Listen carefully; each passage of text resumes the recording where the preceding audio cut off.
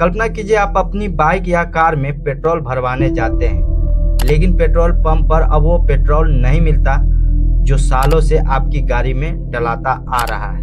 1 अप्रैल 2026 से पूरे भारत में एक बड़ा बदलाव हो चुका है। अब देश के सभी पेट्रोल पंपों पर सिर्फ E20 पेट्रोल मिलेगा। सरकार कह रही है इससे देश को हजारों रुपया का फायदा होगा, लेकिन लाखों वाहन मालिक पूछ रहे हैं क्या इससे हमारी गाड़ियां को नुकसान होगा। E20 का मतलब है 20% एथेनॉल और 80% पेट्रोल।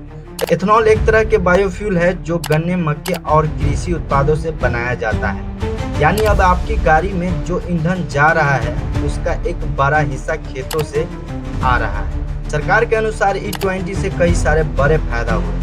पहला फायदा, विदेशों से कम तेल खरीदना पड़ा। दूसरा फायदा, विदेशी मुद्रा की बचत हुई। तीसरा फायदा, किसानों को नया बाजार मिला।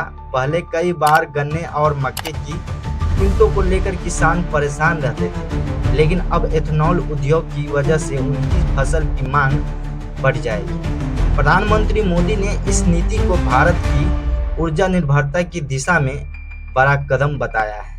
सरकार का दावा है कि करोड़ों बैरल कच्चे तेल आयात में कमी आई है, यानी देश का पैसा विदेश जाने के वजह देश के भीतर ही घूम रहा है। जून 2026 में सामने आए सर्वे और चर्चाओं में यह बात सामने आई कि पुराने वाहन मालिक E20 लेकर चिंतित है, खासकर वो लोग जिनकी गाड़ियां 2023 से पहले बनी थी। उनकी चिंताएं क्या है कि सबसे पहले माइलेज। कई लोगों का दावा है कि E20 इस्तेमाल करने के बाद माइलेज में थोड़ी कमी महसूस हुई है, क्योंकि एथेनॉल की ऊर्जा क्षमता पेट्रोल से कम होती है। इसीलिए समान दूरी तय करने के लिए थोड़ी ज़्यादा मात्रा में ईंधन की जरूरत पड़ सकती है। दूसरी चिंता इंजन के पुर्जे। कुछ पुराने इंजन में रबर पाइप, फ्यूल लाइन और अन्य पार्ट्स E20 के लिए डिजाइन नहीं किए गए थे।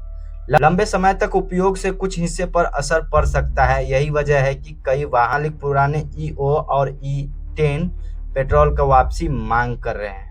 दुनिया के कई देश पहले से ही एथेनॉल मिश्रित ईंधन का इस्तेमाल कर रहे हैं। भारत भी इसी दिशा में आगे बढ़ रहा है। सरकार इसे पर्यावरण, किसानों के आय और ऊर्जा सुरक्षा जोड़कर देख रही है।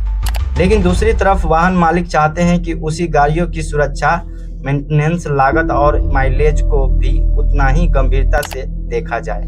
यानी यह सिर्फ ईंधन का मुद्दा नहीं है, यह करोड़ों भारतीयों की रोजमर्रा की जिंदगी से जुड़ा हुआ सवाल है।